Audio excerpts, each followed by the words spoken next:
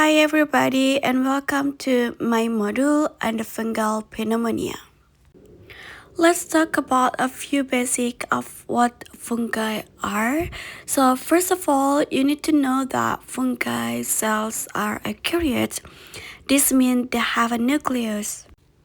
This means they have the nucleus, they have the intracellular organelles, and they are very different from bacteria. Bacteria are prokaryotes and they are much more primitive form of life. They lack a nucleus and they lack internal organs. When fungi are single-cell organisms, we call them a yeast. So a yeast is used in the bread. It releases carbon dioxide, and this is what makes bread fluffy and light.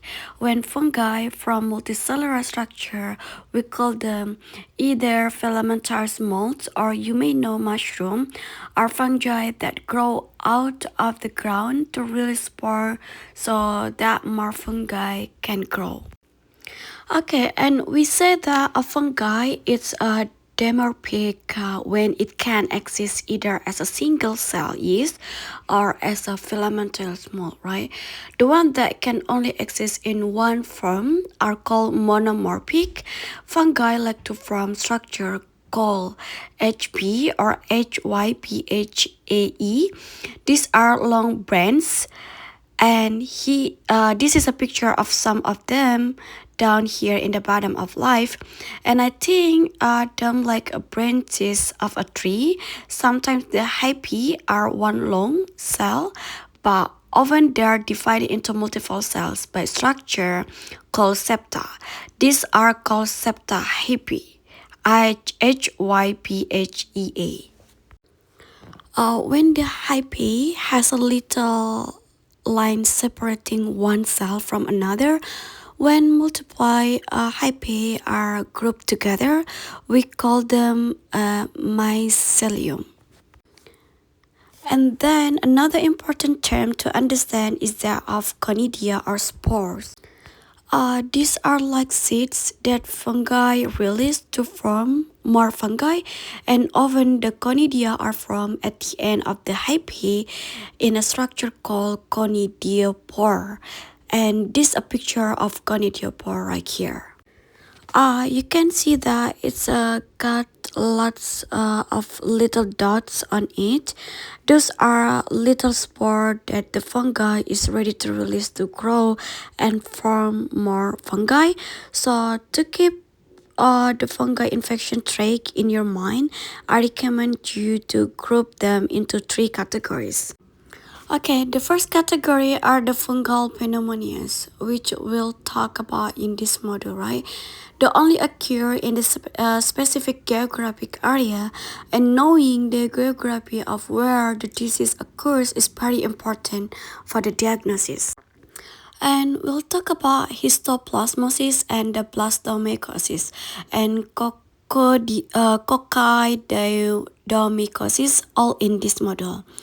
These are the skin fungal infection like tinea versicolor, tinea pedis, which is athlete foot, and also sporotrix, which is an infection that you can get when you are gardening. We'll talk about that in the other module. And finally, there are the opportunistic infection. These are like Candida and Aspergillus and Cryptococcus. And the mucormycosis, also pneumocystis. This only happen to people in certain immunodepressed or vulnerable state.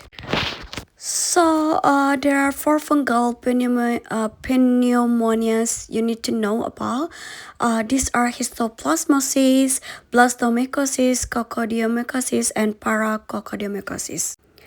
And they can all cause the pneumonia, but they each have some unique feature. But you need to know that about so you can recognize them in the board question. Okay, first let's talk about some key common features that are shared by all the fungal pneumonia infection.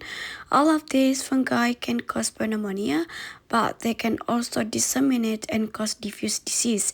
And usually dissemination of this infection occurs in the patient who are immunocompromised, like patient with HIV, AIDS, all of the fungal pneumonia are caused by dimorphic fungi and usually at cold temperature, which is outside the body in nature.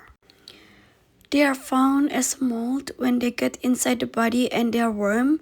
This is where the form is. And because they commonly form yeast inside the body, when you look at this fungi on histopathology, usually there will be small single cellular structure, and that's because they assume the yeast from in the body. This is generally comes from inhaling fungus, not from person to person spread, and all of the causes of fungal pneumonia can cause granulomatous inflammation in the lungs.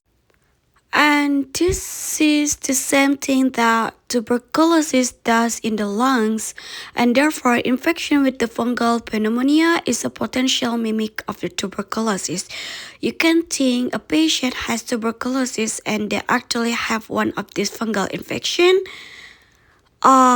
In general, for all the fungal pneumonia, the treatment for mild disease is with a zole drug like fluconazole or itraconazole. And the treatment for severe disease or a systemic disseminated disease is with amphotericin B. And I talk about all this drug in the other. Okay, we're gonna talk the drugs in another video. Thank you for having me.